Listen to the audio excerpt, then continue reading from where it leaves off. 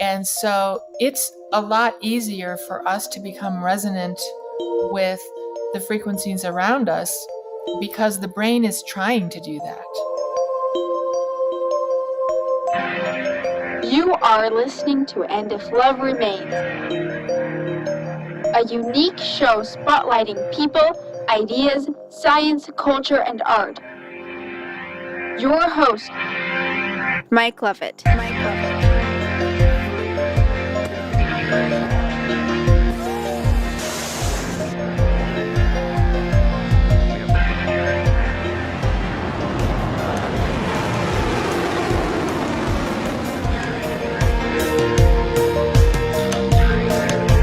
Hello, you are listening to And If Love Remains, and you're right, Rachel. This is Mike Levitt, your host. So happy to be here with you today, and you're listening to that great podcast, In the Sky. I am very excited to have with me Stephanie Petersen, and we're going to talk some, I think, really interesting concepts here as far as economics, music, science. Some really interesting things that Stephanie kind of brings in her book, The Next Octave, that we're going to be discussing. But first, Stephanie, she writes fantasy, sci-fi, poetry, and nonfiction on economic themes in an entertaining, humorous, mystical, and sometimes snarky way. And she's not an economist herself, but she's been praised by people like Art Carden and Jordan Goodman. Her latest book, I believe, is the Next Octave your latest book, Stephanie? No, actually, I had one come out just a month ago called Inflationary Fairies. Congratulations. That's awesome. Thanks. We'll have to talk about that one too sometime. That's fantastic. The fact that economics has become such kind of like a great way of telling stories and bringing in different ideas, I think is exciting. And I'm glad you're doing it. I think it's important. I love, the idea that I'm sure you're well aware of human action. Economics is nothing more than people doing stuff, Right. hopefully to benefit others. Right. And so I want to talk a little bit about your background, where you're coming from, who you are, and then we'll get into your book, The Next Octave. So tell us a little bit about yourself, Stephanie. Well, I first started writing books when my kids were young. I was homeschooling them, not every year, but most years I homeschooled them kind of off and on. And what I really wanted to teach them was economics. There wasn't really a curriculum for that. So I made one called Cost Benefit Junior.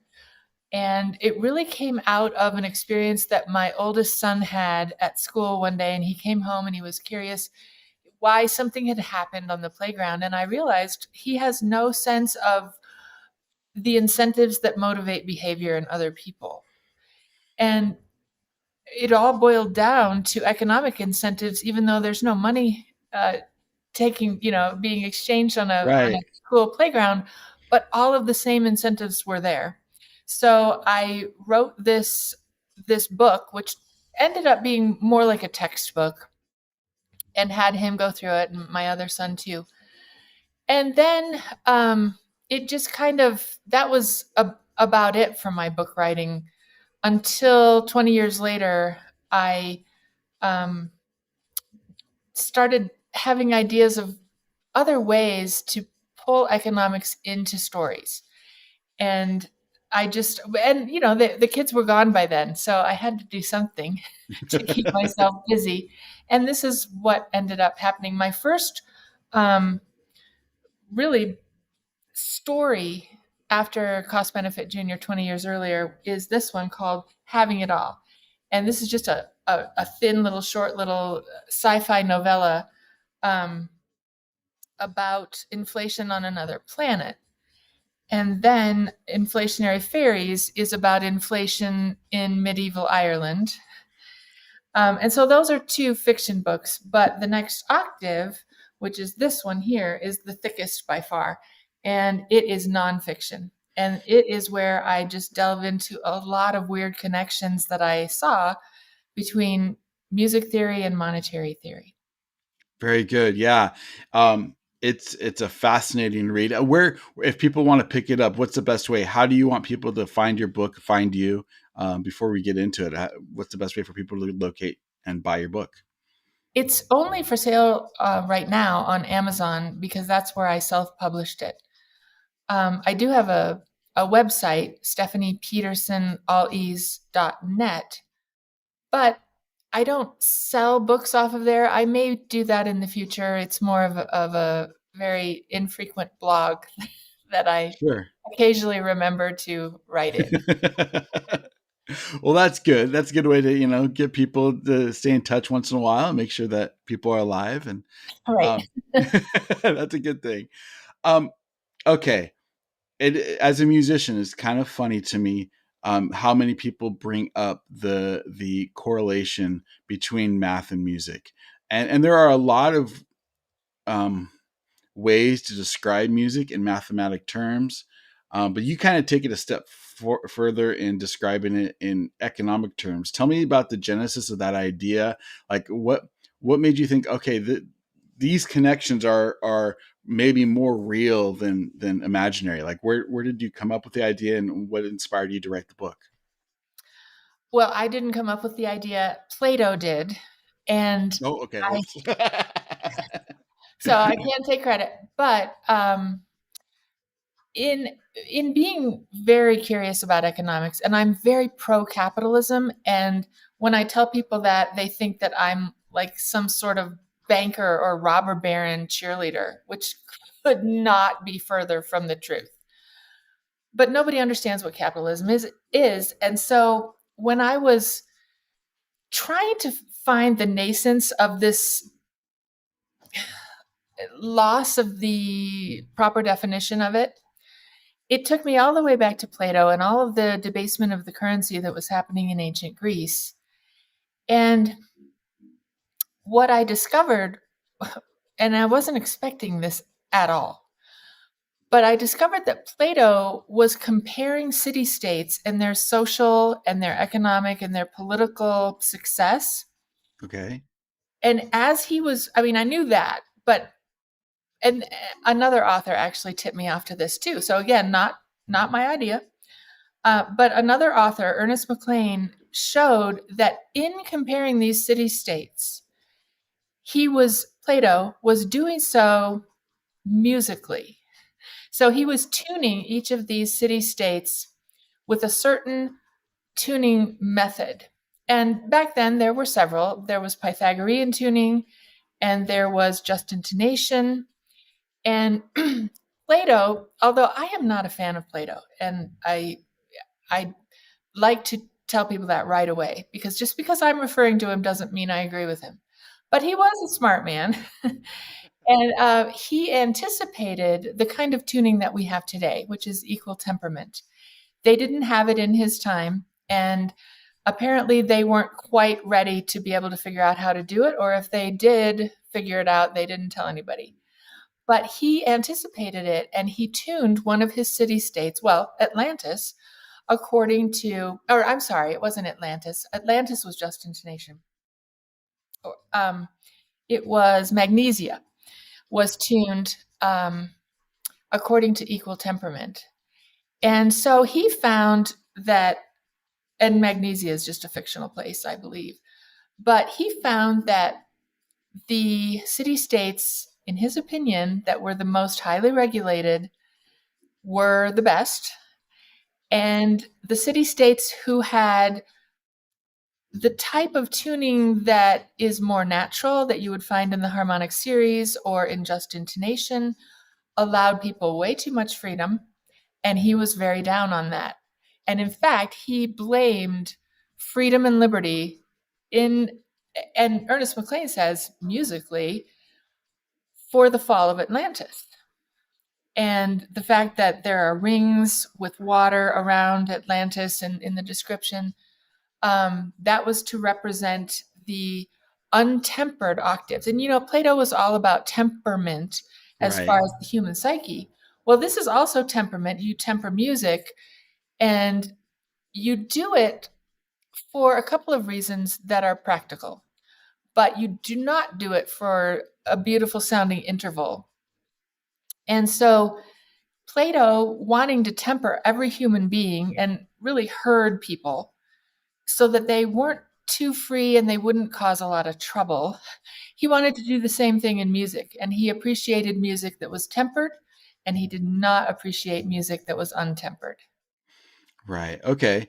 And it's interesting as you talk about these different tuning systems, because it sounds to me like it's um, not so much something that's kind of understanding this let me say it this way, understanding this information, or being aware of this information can help you, but it's not like you're going to get rich by knowing it. In other words, it's a way of describing an economic system. It's a way of like saying, okay, we can use English, or we can use music, we can use Greek, and each one of these communication devices allows us to understand more fully the concept of human interaction, how we deal with one another, and how economically it describes why certain societies or certain individuals even succeed or don't. Is that a good way of saying what you're trying to say? Or Yes, yes. And there's so much to say about it. It's hard to boil it right, down even into one conversation. yeah, But I think that a lot of what Plato was doing was propaganda to convince the masses that what they were doing with the money was right when it wasn't. And only the elites of the time really knew that it wasn't and understood that.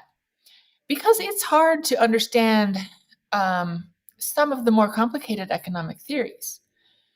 And they did. I'm convinced that they did. They were debasing the currency just the same way we do today. So they already had that understanding. But they didn't want anybody else to know that they were doing that. And so they had various ways of telling this, Plato's noble lie. And, but if you look at economics and music, and I don't know how much of this Plato knew, because Plato was really just my starting point. From hmm, there, it kind of grew. The right, research led me off into some different rabbit holes. But there are a lot of economic realities in the structure of harmonic music that, of course, are not in the structure of equally tempered music. We don't tune our music in the way that would be best economically. Um, I can't say that we should just dump equal temperament and adopt harmonic tuning and we'd all be better off, because our society and culture has now evolved around tempered music as far as our hmm, music culture. And when it was first implemented around 1580, there really wasn't much need for it. It was implemented by Galileo's father, Vincenzo Galilei, and he was a member of the Florentine Camerata, and they were very much influenced by the Medici family in Florence and by Rome and the Vatican. And so this is going to sound like I'm going into a Vatican conspiracy theory here. And I am, but it's not probably the same conspiracy theory that you may have heard before, because they developed equal temperament, which was a big deal. It was not an easy thing to develop. And math, I'm not a math person. So, I will give credit where it's due and say, yeah, it was an incredible innovation to come up with equal temperament, because what it allowed in music and what the Camerata in Florence wanted was to be able to um, transpose and change keys. And the way music had been, especially in untempered music, like that you might find in Indonesia or Asia, that you couldn't just change keys on the fly. You had to stop and retune your instrument every time you wanted to be in a different key. right, And so that was an innovation. But what the Camerata then did was start this brand new musical expression called opera in order to, and this is so economic, they were stimulating demand for their new product. because there wasn't much demand for it. But now, if you have an opera that you're going to sit through for 3 hours, and each song in the opera is going to be in a different key, or maybe not each one, but there will be several key changes. Now you have to use equal temperament. So we're stuck with it now. We've grown up with it. We've written all of our music according to that tuning system. So Right. there's no way out of it. And let's just I want to back up just a little bit, because I understand exactly what you're talking about, but I think there may be some in the audience that don't. When you're talking about equal temperament or just temperament, like the purpose and the reason for temperament, for tempering music, is if you look at music is a physical thing, like anything else. It's vibrations in the universe, in the sky, and when they hit our ears, and so correct me if any of this isn't speaking right, but when they hit our ears, it's either it sounds good, or it sounds bad, and that what a lot of scientists believe that is because of the ratios between how the two notes are colliding against each other. It's either dissonant or constant. Mm-hmm. And so the problem is, what Pythagoras kind of discovered is that he kind of discovered what these ratios were and how to use them. But the problem is what you explain it. What's the problem? What's the problem with Pythagoras' perfect tuning? Well, he is primarily Pythagorean tuning is known as stacking fifths. Mm-hmm. So he is stacking the same interval on top of itself over and over and over. And if you do that 12 times, you will end up with all of the 12 notes of the chromatic scale. But you will, and they'll all sound beautiful because they've all got this perfect interval going on over and over again. They've all been tuned that way. And so they're all just, and they're all going to, please your ear, and they might even give you a little bit of a shiver. If I hear perfectly tuned music, sometimes it'll give me shivers in my spine or my legs or something like that. If anybody wants to hear it, listen to a barbershop quartet, a really fine barbershop quartet, because they're tuning themselves to each other and not to not to an instrument. And so they can actually get, when you hear that ring, that's exactly what that Pythagorean kind of tuning does. Yeah. But the problem that it causes is what they call the Pythagorean comma. So even though you've got all of these beautiful intervals all the way through the scale, when you get to the octave, it's not perfectly doubled because you cannot put 12 fifths into the same span of frequency as 7 octaves. They conflict. And the reason for that is because the octave is based on the power of 2, and the fifth is based on the power of 3, and ne'er shall the twain meet. Right. So temperament, first and foremost, is done in order to squish everything down so that the octaves fit and are perfectly doubled. So that was the first kind of goal of tempering. And they had temperaments back in Plato's day. Even though they didn't have equal temperament, they had mean tone temperaments.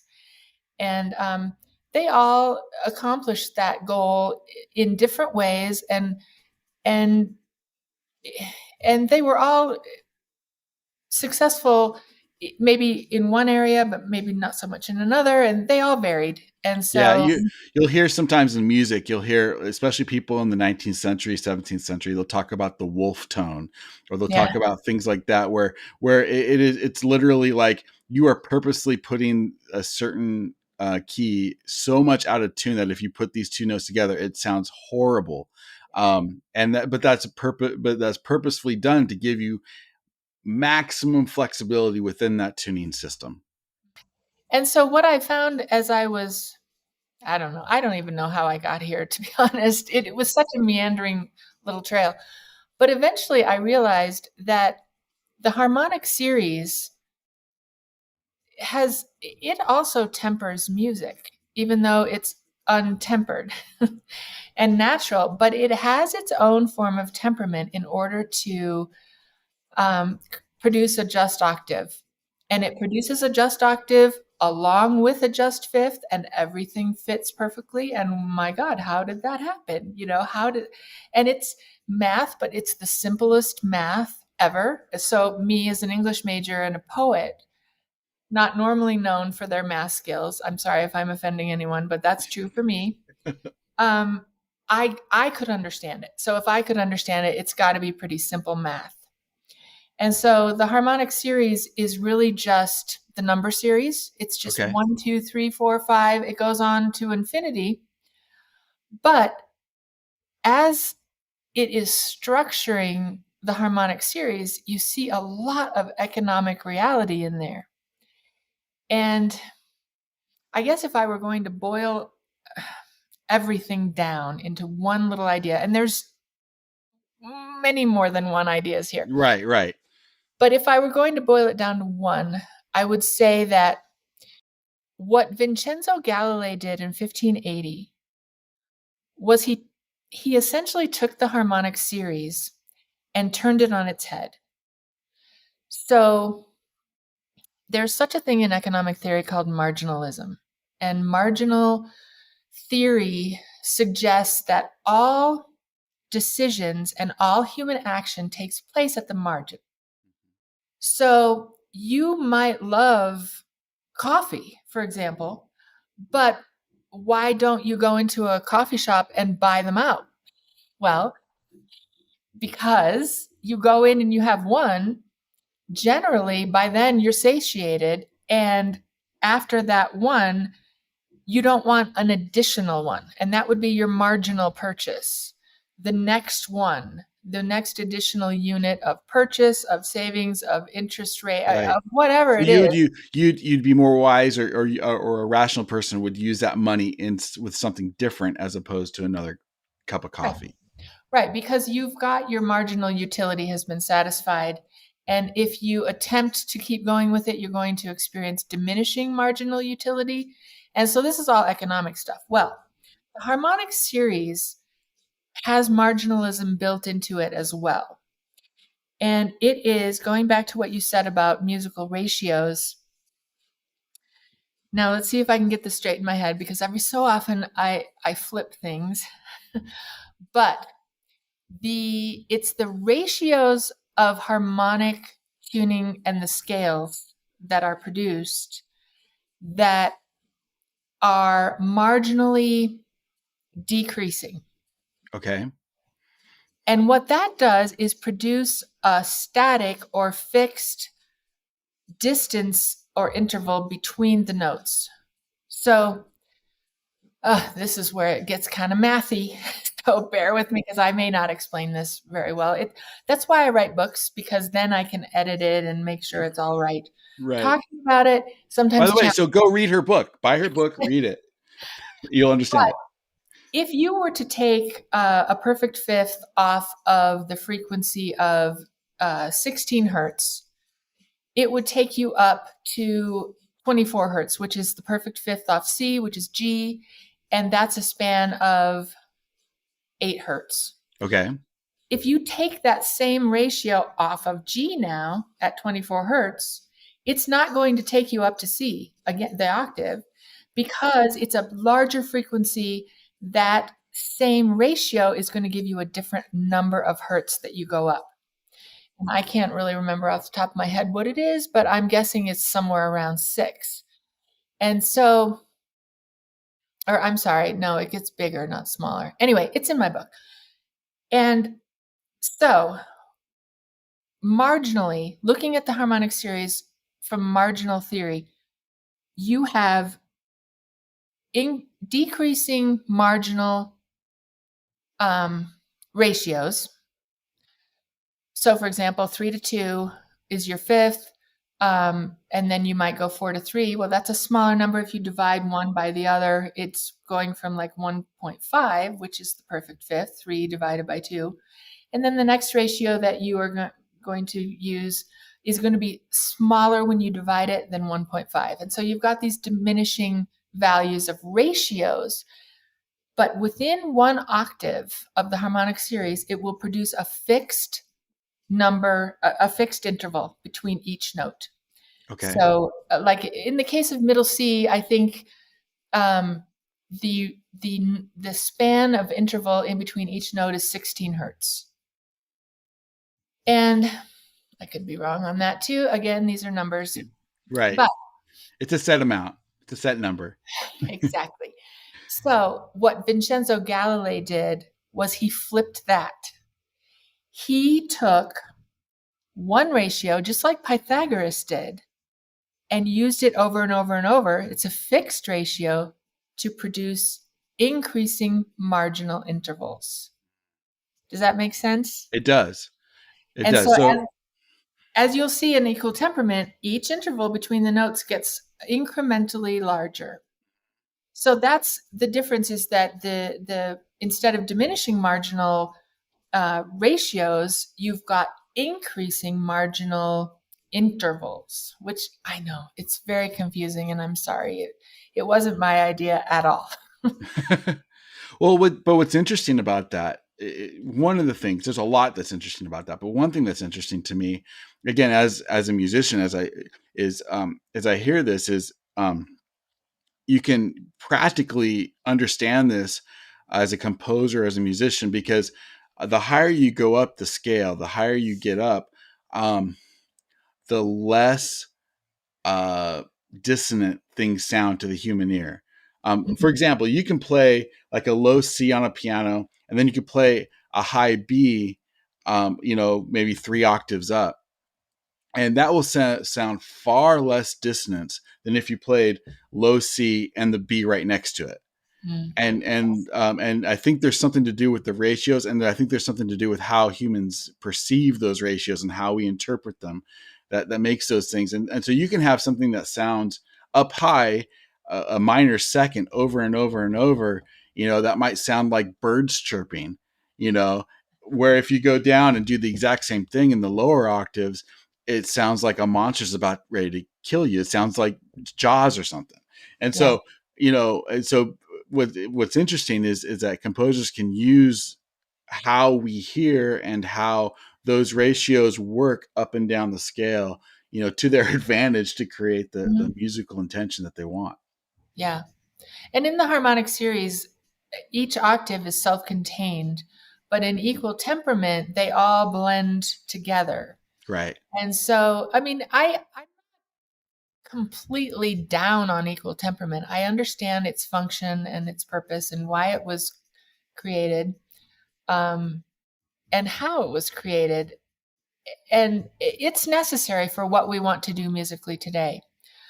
But the other thing that equal temperament does that completely violates a basic economic rule of the harmonic series is, and this is exactly what we see in our own debt-based monetary system, is the harmonic series limits the number of notes that it produces by acknowledging the supply of notes that already exists.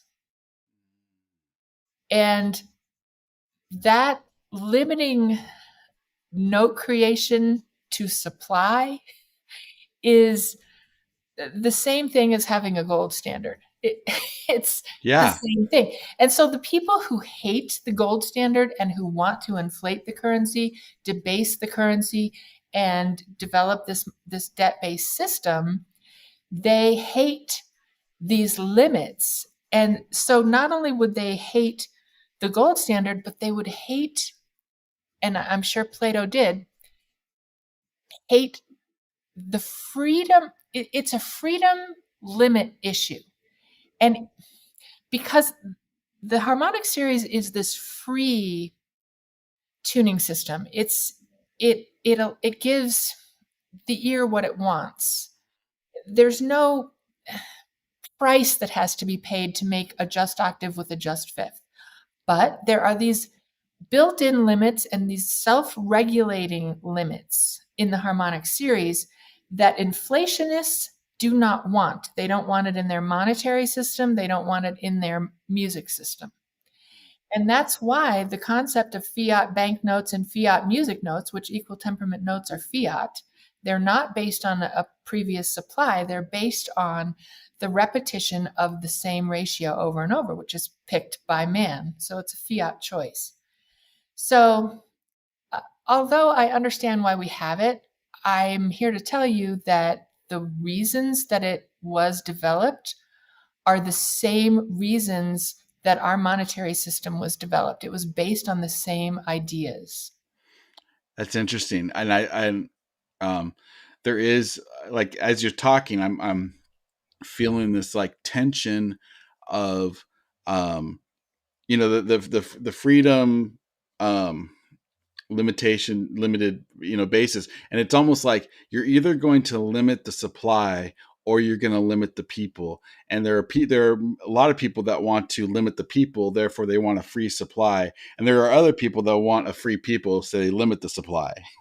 Yeah, well, this is life. You cannot have freedom without self-regulation.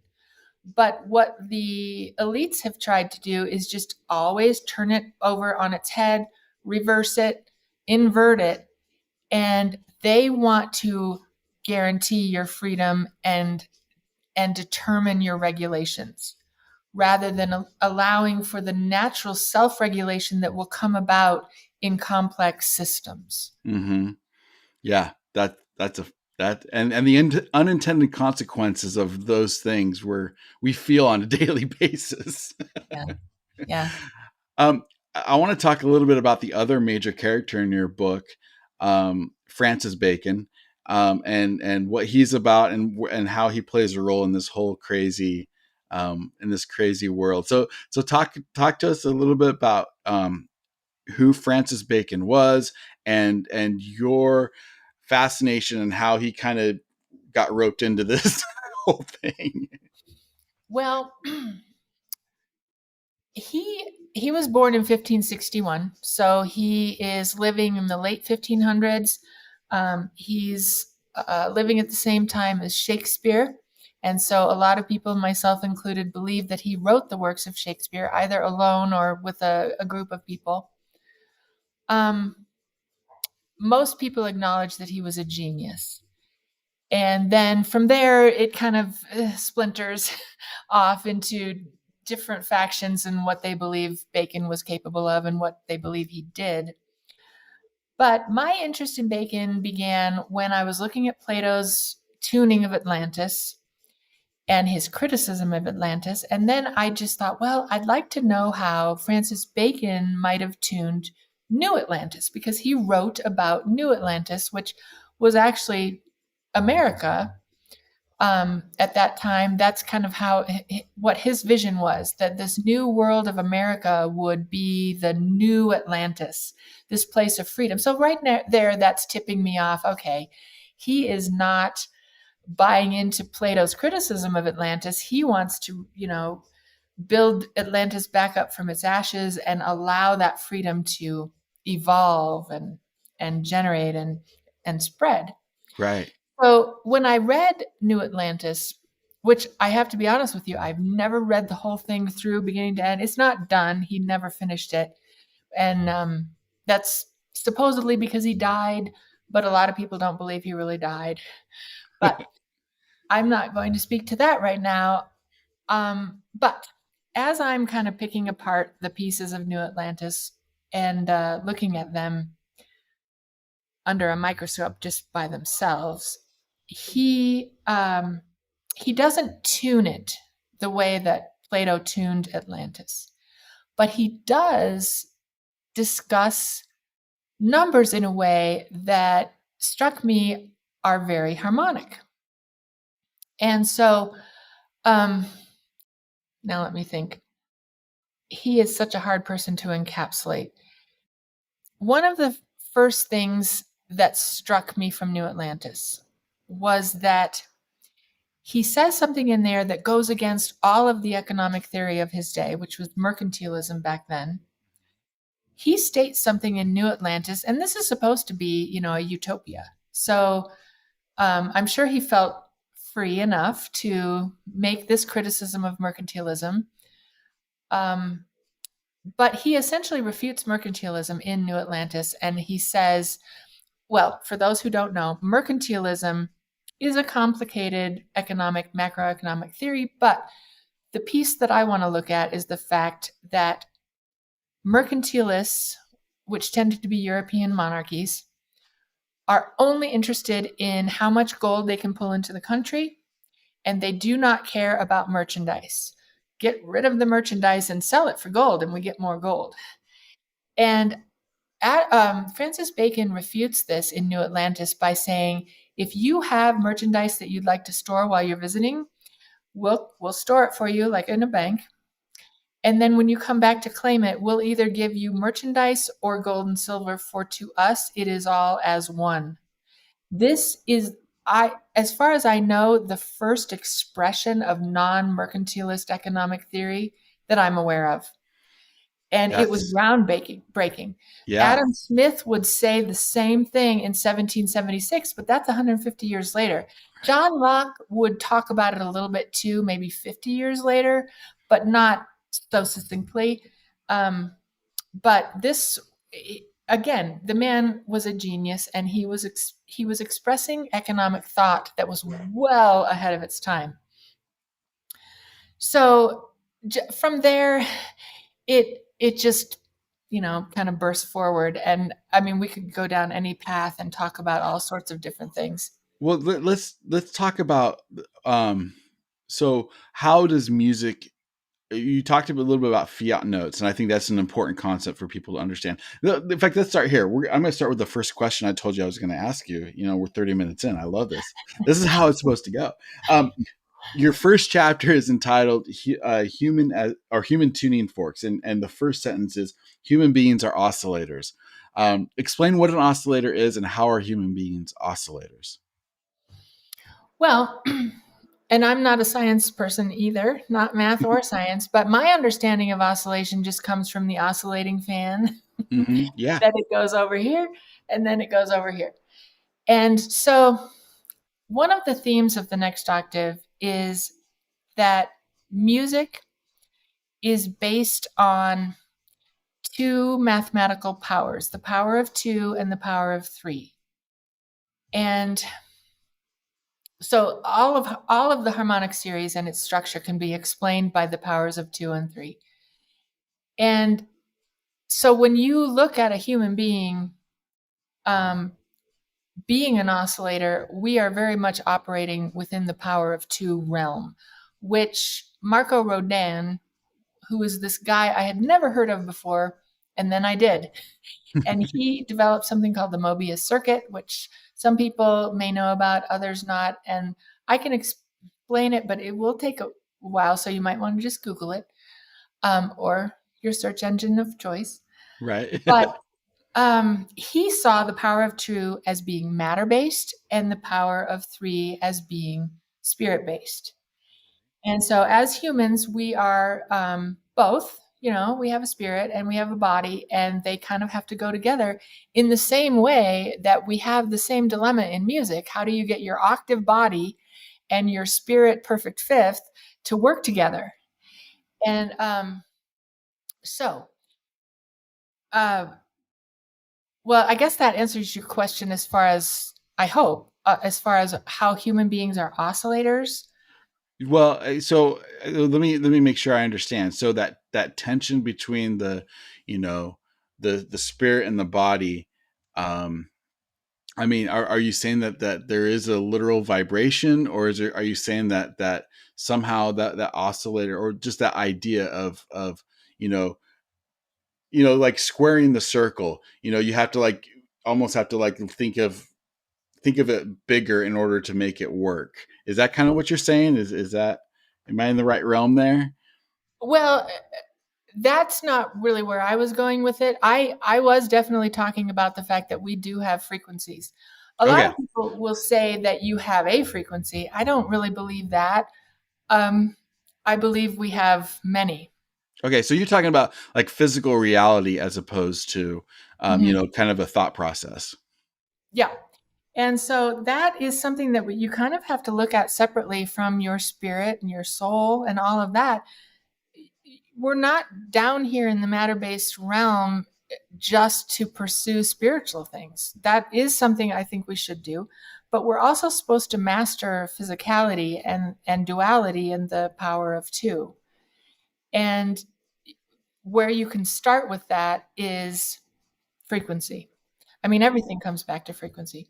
But the whole purpose of the title of my book, The Next Octave, is that if you look at Pythagorean tuning, even though it was imperfect, it was really all spirit based.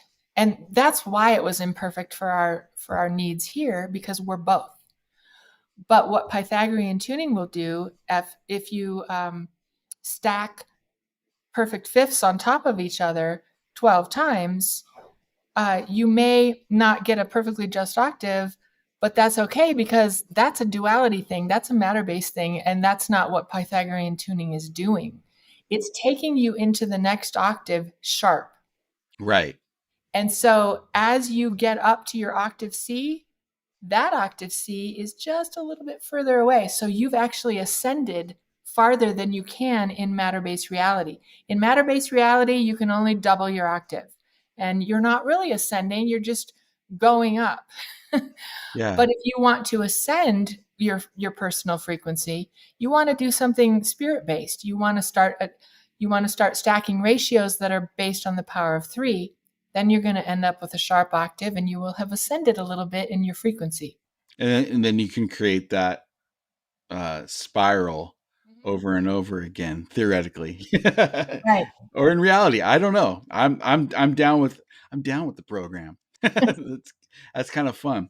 That okay, let's talk about, okay, so and you talk about this about Bacon, the idea of and this is something that can be, what I love about this idea is that it can be proven. It has been proven. Like you can do experiments in your home that do this, and the idea of sympathy, the idea that things that vibrate at a certain frequency will create sympathetic vibrations with other things that, and I think one of my favorite experiments was a with this was the oh man gosh, what using metronomes. So you can see this on YouTube. Take 1,000 metronomes, set them at different times, set them or set them at the same tempo, but set them off at different times, and eventually over time they end up being all together, being sympathetic with one another. Right. It's a fascinating kind of thing to watch, but you can see that in all sorts of aspects of life. Yeah.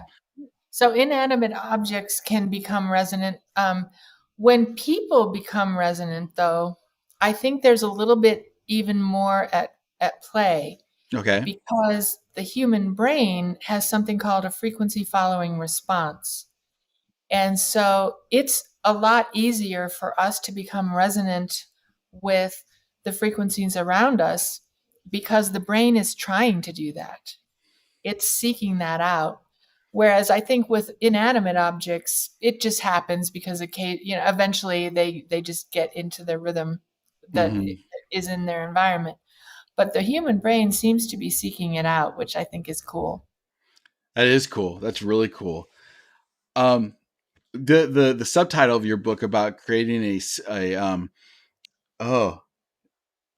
just had a brain freeze again. A sustainable economy. Okay, yeah. So talk about how, I think this is another tension that you feel, that one feels, is the idea of having a, there's only the growing pie versus the getting a slice of somebody else's pie theory of economics. If one person has, is rich, it's at the expense of somebody else. That's a very common, especially in Keynesian thought and things like that. But talk about, like, how is these ideas, how does music help us understand economics as a sustainable, or create a sustainable economy? Well, the first way is that in the harmonic series, like I said, they limit the supply of new notes based on the supply that they already have. And So they limit the generation of new notes, I should say, based on the supply that they already have behind that note. And if we did that, oh my goodness, that would change our economy massively. Mm-hmm. So that's one way. But how is that sustainable? That, I think that's what I want to get at, is like, explain to people why that is sustainable, where having unlimited money flowing through the circuit of the economy is not sustainable. Well, inflating the money supply is, when, without going too deep into this, debt monetization will, it requires a certain environment. Mm-hmm. And the Keynesian suggestion, I don't know if he actually used this term, but the term that we apply to it is the infinite growth paradigm. It always must grow. That's not sustainable. The infinite growth, that's not good. And Yeah. that is the same problem that we experience in the harmonic series, or we see in the harmonic series, is that the power of 2 doubling out the octaves into infinity is infinite growth. So what happens is the spirit power of 3 of the perfect fifth, and there are some other intervals based on the power of 3 also, and some other frequencies based on the power of 3. They come in and they temper the system, but they do it naturally. They don't do it through the government. They do it through math. And so the power of 3 in the harmonic series puts a natural check on the inflationary power of 2. You might think, oh, well, the power of 3, that's just tripling. That's inflating even more.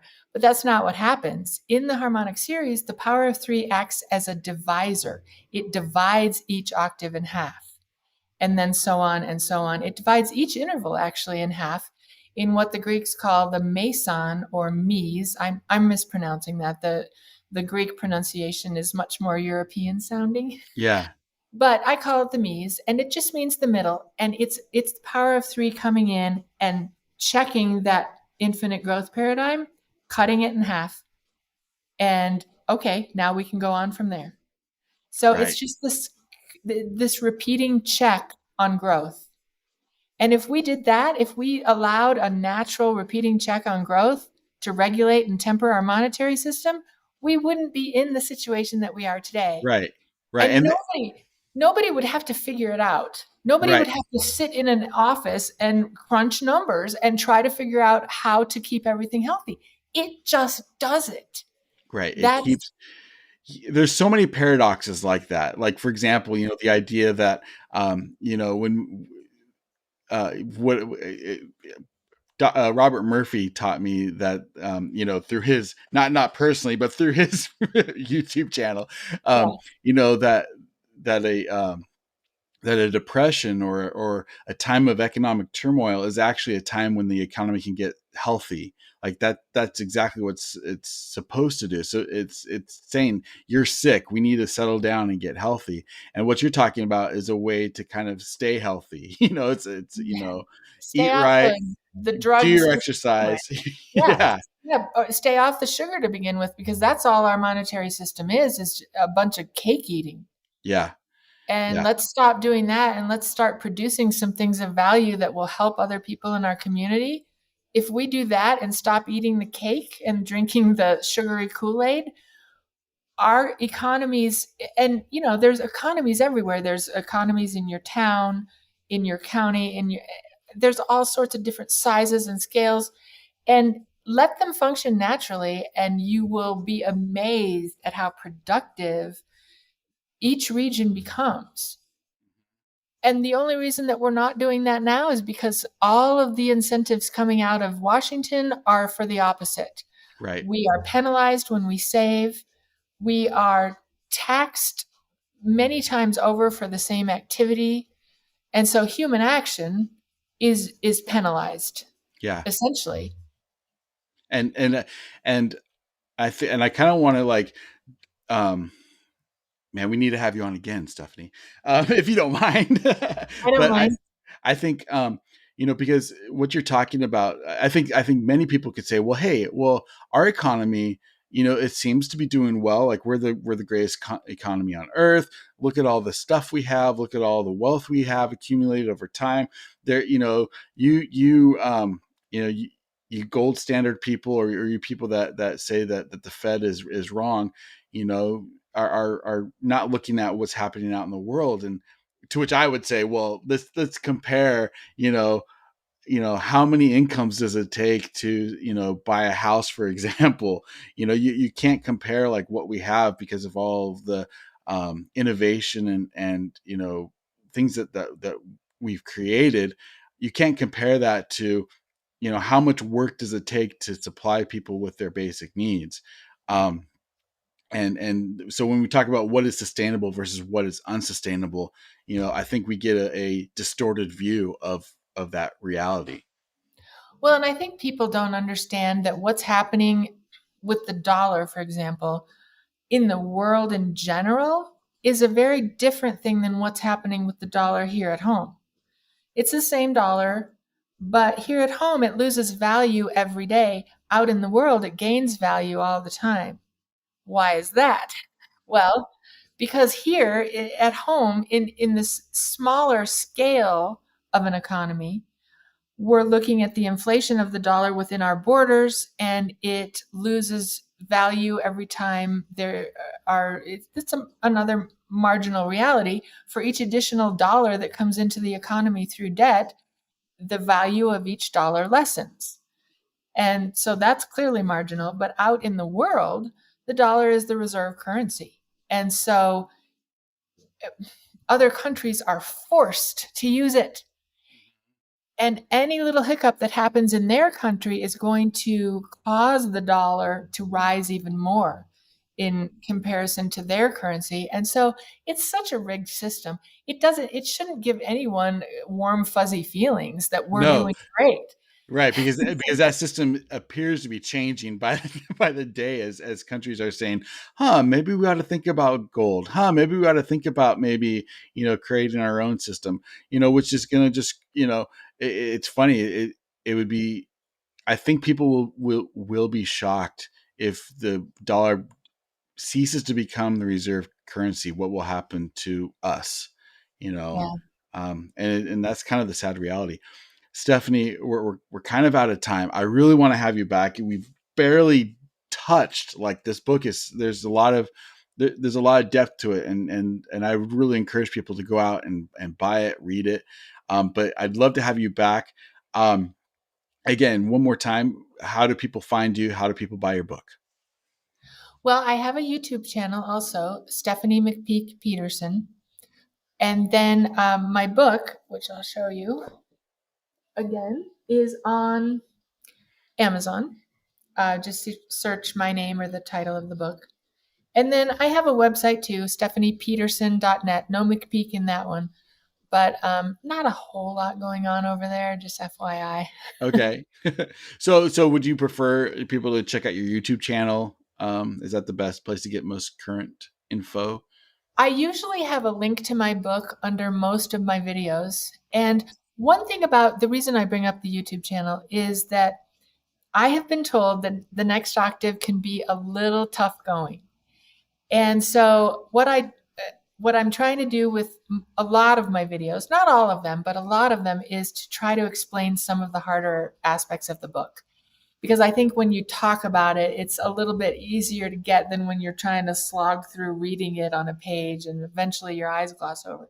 So I do think it's important to have the information in book form. Even I can get confused about it, and then I can go back and check and make sure I'm, saying this right. But if it is at all confusing, that's what I'm hoping that my videos will help alleviate. Fantastic. Well, we'll definitely put links in the show description and in our video here. But thank you again for coming on. Look forward to doing it again, Stephanie. It was a pleasure. Thank you for having me. Mike is gone. You are listening to And If Love Remains. Gone but not forgotten. First of 23 installments requested by Dr. Levitt. trying to be in compliance here because we're taking him and that whole organization